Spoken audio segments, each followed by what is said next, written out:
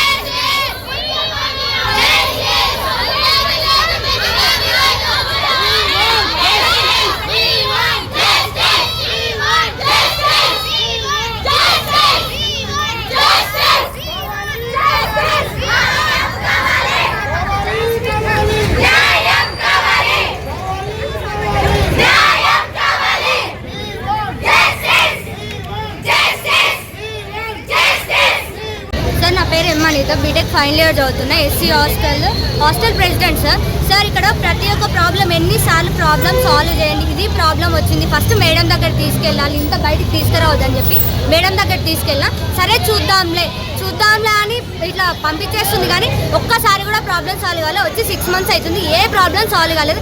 ఏం ప్రాబ్లం అవుతుంది? Food problem sir. ఫుడ్లో కాక్రోచెస్ వస్తాయి సార్, పురుగులు వస్తాయి.